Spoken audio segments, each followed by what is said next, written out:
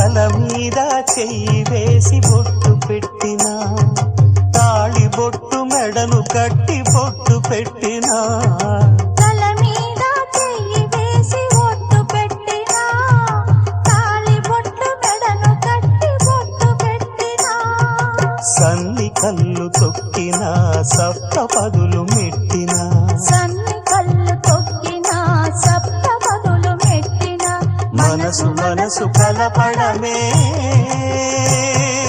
మంత్రం పరమార్థం. శ్రీరస్తు శుభమస్తు, శ్రీరస్తు శుభమస్తు.